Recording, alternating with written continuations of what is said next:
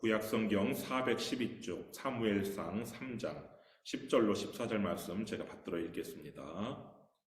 여호와께서 임하여서서 전과 같이 사무엘아 사무엘아 부르시는지라. 사무엘이 이르되 말씀하옵소서 주의 종이 듣겠나이다 하니, 여호와께서 사무엘에게 이르시되 보라 내가 이스라엘 중에 한 일을 행하리니 그것을 듣는 자마다 두 귀가 울리리라. 내가 엘리의 집에 대하여 말한 것을 처음부터 끝까지 그날에 그에게 다 이루리라. 내가 그의 집을 영원토록 심판하겠다고 그에게 말한 것은 그가 아는 죄악 때문이니, 이는 그가 자기의 아들들이 저주를 자청하되 금하지 아니하였음이니라. 그러므로 내가 엘리의 집에 대하여 맹세하기를 엘리 집의 죄악은 제물로나 예물로나 영원히 속죄함을 받지 못하리라 하였노라 하셨더라. 아멘. 어린 사무엘은 엘리의 집안에서 환영받았던 존재였을까요? 엘리는 사무엘을 아들처럼 생각했어요. 그 사무엘상 3장 16절 말씀 보시면 엘리가 사무엘을 불러 이르되 내 아들 사무엘아 하니, 그가 대답하되 내가 여기 있나이다 하니. 허나 엘리의 아내나 엘리의 자식들은 사무엘을 학대한 것 같은 정황이 보여요. 사무엘상 2장 19절 말씀 보시면 그의 어머니가 매년 드리는 제사를 드리러 그의 남편과 함께 올라갈 때마다 작은 겉옷을 지어다가 그에게 주었더니.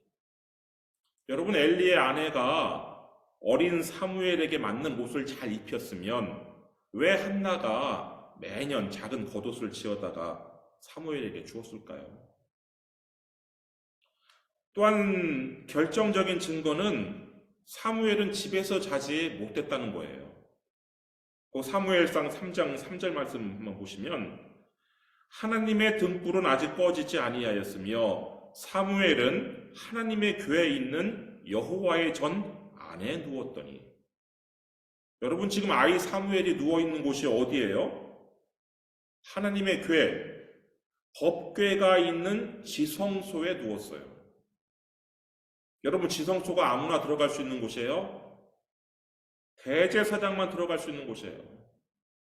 그것도 대제사장이라 할지라도 함부로 아무 때나 들어갈 수 있는 곳이 아니라 1년에 한 번 대속죄일에 들어갈 수 있는 거예요. 그 외에 그냥 함부로 들어갔다가는 죽을 수도 있는 곳이에요. 근데 그곳에다가 지금 아이 사무엘을 재웠어요. 지성소에 뭐 침대가 있었겠어요? 침상이 없었기 때문에 당연히 그냥 사무엘은 그 지성소 바닥에 그냥 누워 잤을 거예요. 하나님께서는 이 지성소에 들어와서 자는 사무엘에게 손을 대시는 대신에 엘리 집안이 저지르는 지금 온갖 죄악에다가 어린 사무엘까지, 하나님께 바쳐진 사무엘까지 학대하는 이런 죄에 대하여 분노하셨어요. 어느 날 밤이었어요. 하나님께서 사무엘을 부르셔요. 사무엘상 3장 4절 말씀 보시면 여호와께서 사무엘을 부르시는지라. 그가 대답하되 내가 여기 있나이다 하고. 근데 사무엘은 누가 부른 것으로 착각했냐면 엘리가 부른 것으로 착각을 했어요. 그래서 5절 말씀 보시면 엘리에게로 달려가서 이르되 당신이 나를 부르셨기로 내가 여기 있나이다 하니, 그가 이르되 나는 부르지 아니하였으니 다시 누우라 하는지라. 그가 가서 누웠더니. 지금 사무엘은 지성소에서 누워 잠을 잤는데 엘리는 그럼 어디서 잠을 자고 있었을까요? 에스겔 선지자가 그 환상 중에 본 그 성전에는 거룩한 방이라고 불리는 제사장 방이 있었어요. 에스겔 42장 13절 말씀 보시면 그가 내게 이르되 좌우 골방 뜰 앞 곧 북쪽과 남쪽에 있는 방들은 거룩한 방이라. 여호와를 가까이 하는 제사장들이 지성물을 거기에서 먹을 것이며 지성물 곧 소제와 속죄제와 속건제의 제물을 거기 둘 것이니 이는 거룩한 곳이라. 그러니까 제사장 방이 있었는데 그 제사장 방은 이 제사장들이 지성물을 먹는 거룩한 식당이었어요. 그리고 또 제사장의 의복을 갈아입는 타르실로도 사용되었어요. 에스겔 42장 14절 제사장의 의복은 거룩함으로 제사장이 성소에 들어갔다가 나올 때에 바로 바깥들로 가지 못하고 수종들은 그 의복을 그 방에 두고 다른 옷을 입고 백성의 뜰로 나갈 것이니라 하더라. 그러니까 성소에 들어가서 제사장의 그 직무를 한 다음에 나와가지고 바로 바깥으로 나가면 안 되고 그 제사장의 방으로 들어가서, 그러니까 제사장 방은 성소 바깥에 있는 거예요.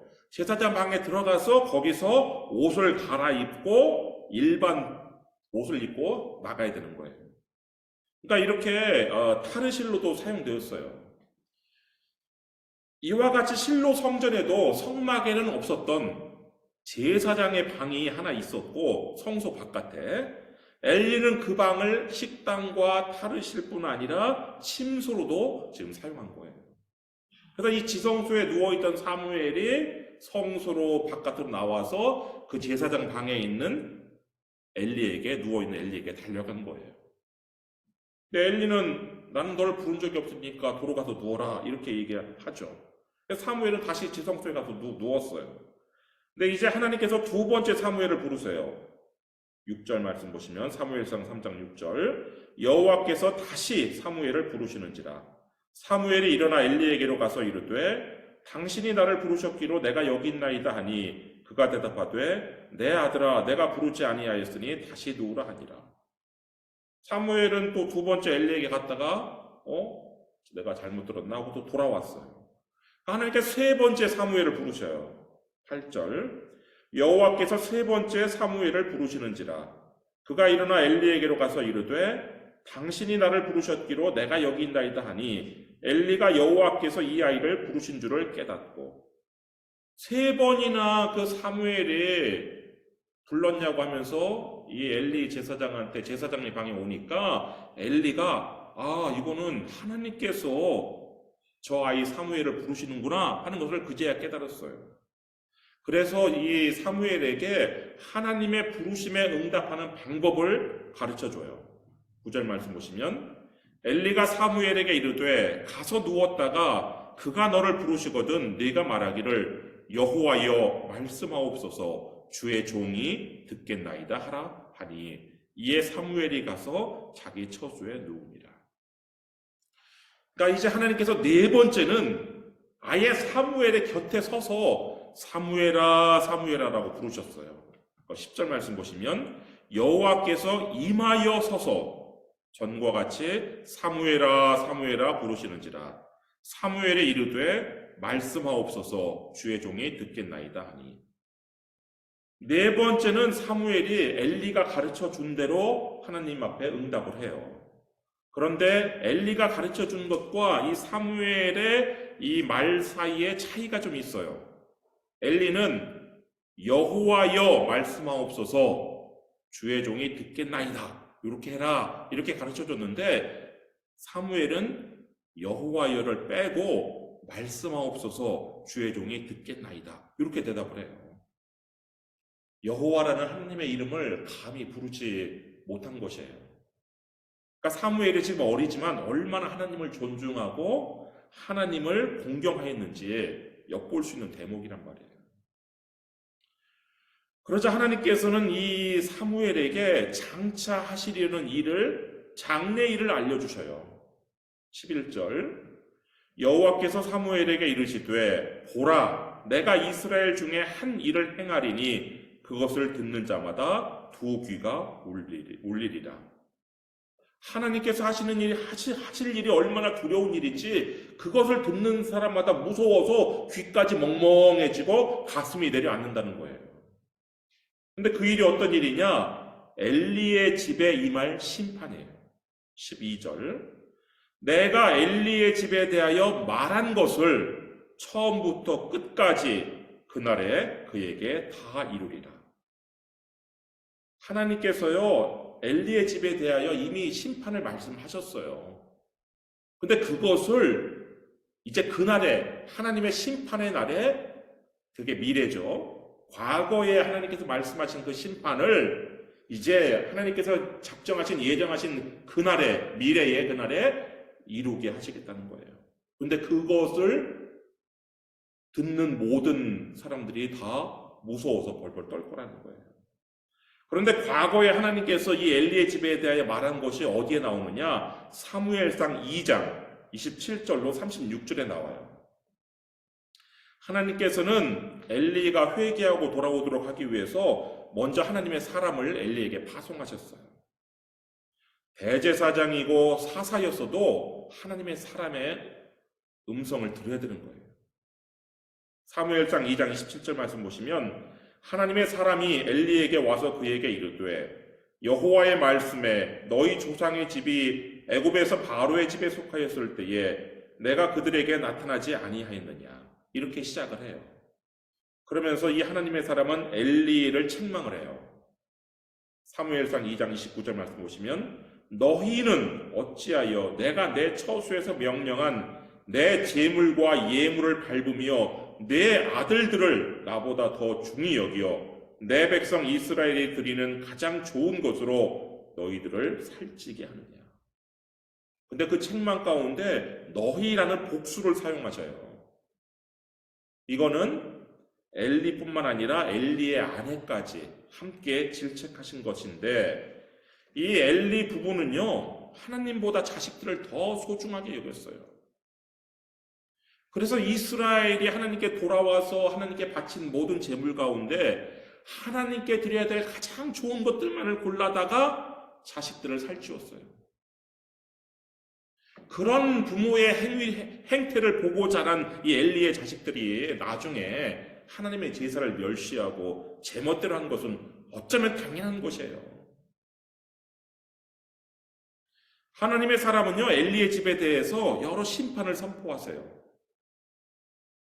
그중 가장 큰 심판이 두 아들이 한날에 죽을 것이라는 거예요. 사무엘상 2장 34절 말씀 보시면 내 두 아들 홈니와 비느하스가 한날에 죽으리니 그 둘이 당할 그 일이 내게 표징이 되리라. 근데 엘리는요 이 무서운 하나님의 심판 예고 경고를 듣고도 회개하지 않아요. 여러분, 하나님의 경고에도 불구하고 회개하지 않는 죄, 이 죄는요 결코 용서받지 못하는 죄악이에요. 하나님께서 예루살렘에게 회개하라고 심판을 말씀하시면서 회개하라고 경고를 주셨어요. 그런데 예루살렘은 회개하는 대신에 잔치를 벌였어요.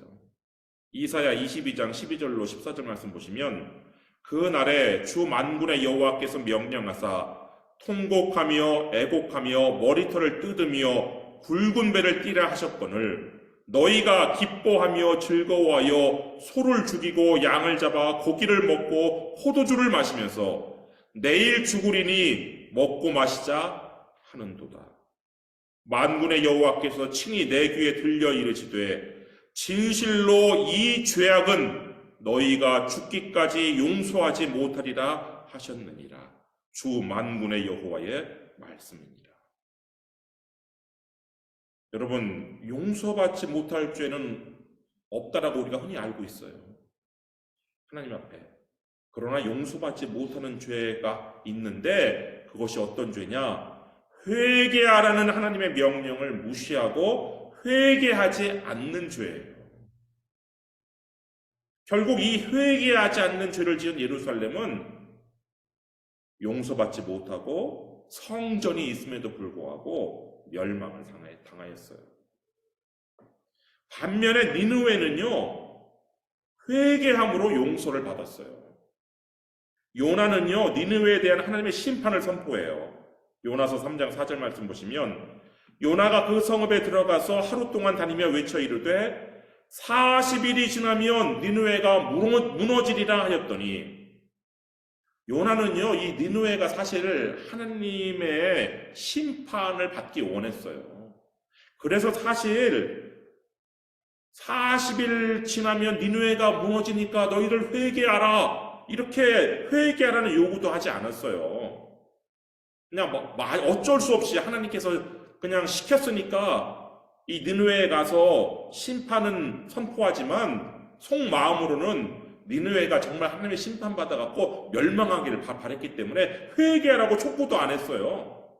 그런데 이 하나님의 심판 경고를 이 니느웨 사람들이 믿었어요. 믿고 회개를 하는 거예요. 요나서 3장 5절 말씀 보시면 니느웨 사람들이 하나님을 믿고 금식을 선포하고 높고 낮은 자를 막론하고 굵은 베옷을 입은지라. 그리고 또 회개의 중요한 징표인 자신들의 못된 행실을 버리고 악한 길에서 돌이켰어요. 그것을 보시고 하나님께서 니느웨를 용서해 주셔요. 요나서 3장 10절 말씀 보시면 하나님이 그들이 행한 것 곧 그 악한 길에서 돌이켜 떠난 것을 보시고 하나님이 뜻을 돌이키사 그들에게 내리리라고 말씀하신 재앙을 내리지 아니하십니다. 하나님께서 막 울며 불며 기도한 거 그걸 보시고 용서해 주시는 게 아니에요.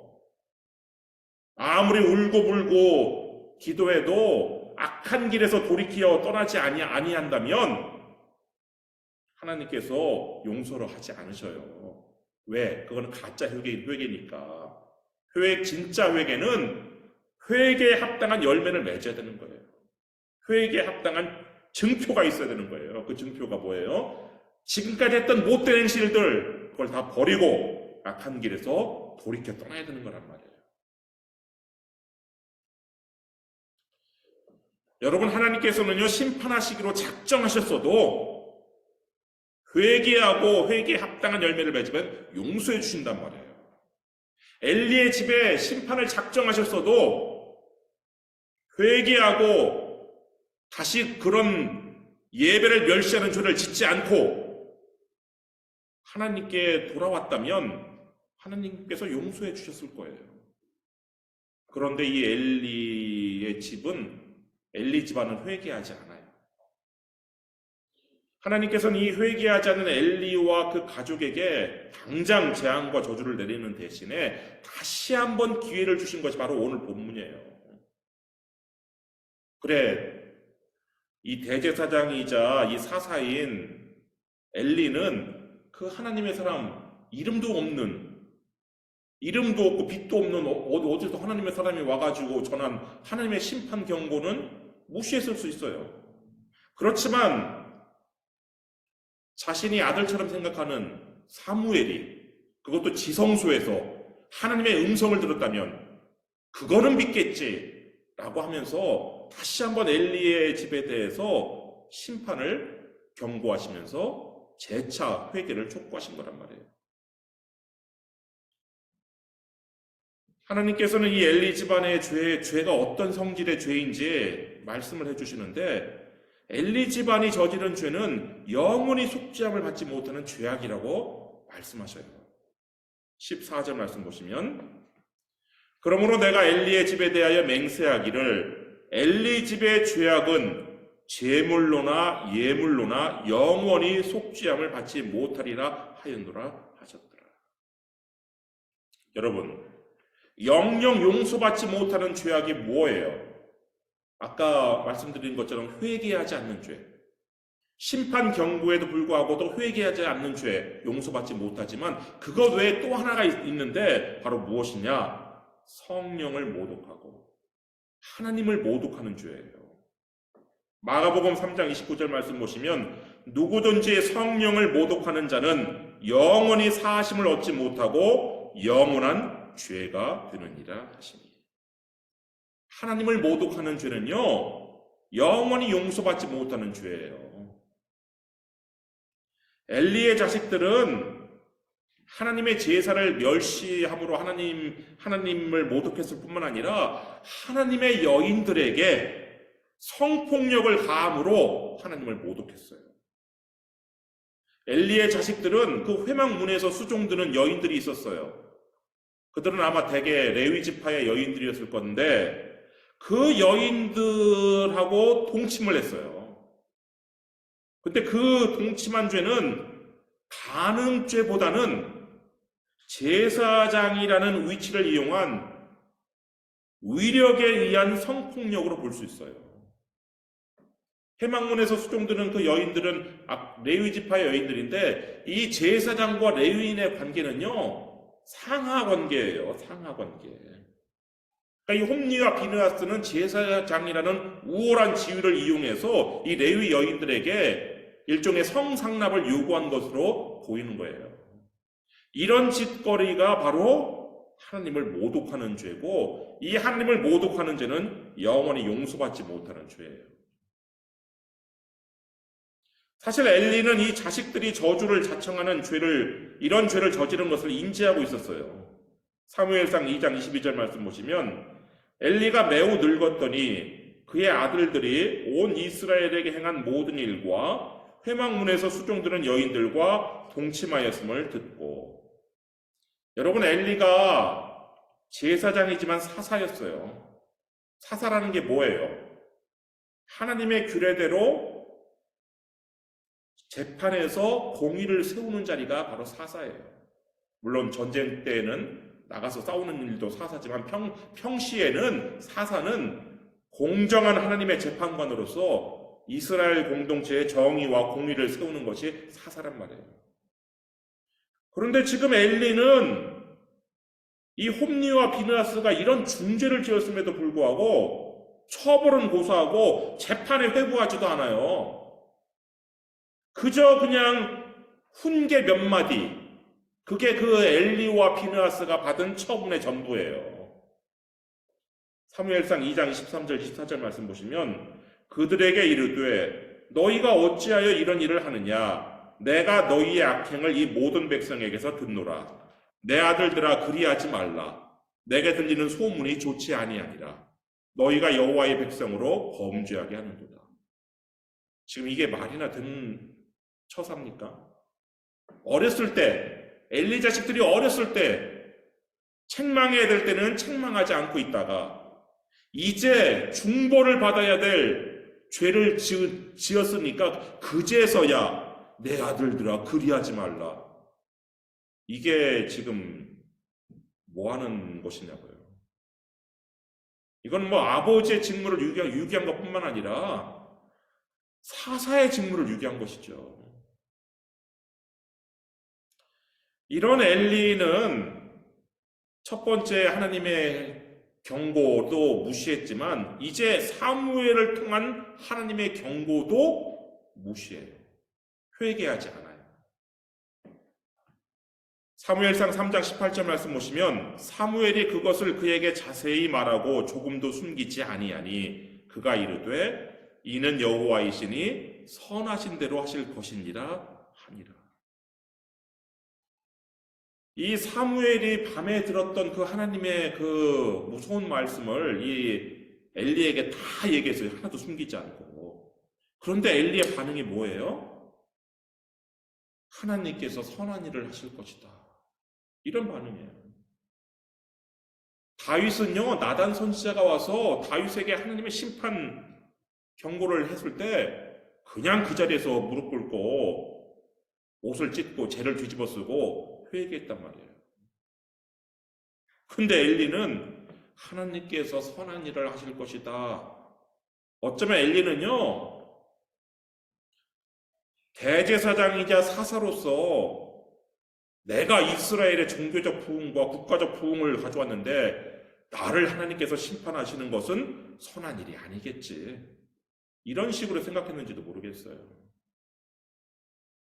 오늘날 현대 교회의 교인들 중에 선하신 하나님, 좋으신 하나님을 너무 왜곡되게 생각을 하셔서 자기가 어떤 죄를 지어도 하나님께서는 심판하지 않을 것이다. 이런 착각을 하시는 분들이 계신 것 같아요. 이 엘리가 지금 하나님께서 선한 일을 하실 것이다. 선한 일은 나를 심판하는 것이 아니지. 내가 그동안 하나님 앞에서 사사와 제사장으로서 이렇게 내가 하나님 앞에 공을 세웠는데 나를 심판하시는 것은 선한 일이 아니겠지. 그러므로 나는 심판받지 않겠지. 이런 논리적 로직의 흐름이었는지도 모르겠어요. 여하튼 심판 경고에도 불구하고 이렇게 두 차례나 심판 경고에도 불구하고 회개하지 않았어요. 물론 이 사무엘의 말을 듣고도 바로 하나님께서 심판하신 건 아니에요. 또 세월이 흘러요. 사무엘이 막 자라는 동안 세월이 흘러요. 그러니까 이 또 엘리 이 자식들과 엘리 이 가문은 엘리 집안은 그렇지. 하나님께서 선하신 하나님께서 우리를 심판하실 리 없지. 뭐 이렇게 생각했는지도 모르겠어요. 근데 결국 하나님의 날이 닥쳐왔어요. 심판의 날이 닥쳐왔어요. 그것이 언제냐? 사무엘상 4장 11절이에요. 하나님의 괴는 빼앗겼고 엘리의 두 아들 홈니와 비느하스는 죽임을 당하였더라. 하나님의 경고처럼 엘리의 두 아들이 그냥 한날에 죽었어요. 그뿐만 아니라 하나님의 경고에는 없었던 하나님의 괴가 빼앗겼어요. 엘리는요, 하나님의 괴가 빼앗겼다는 이 소식을 듣자마자 목이 부러져 죽어요. 사무엘상 4장 18절.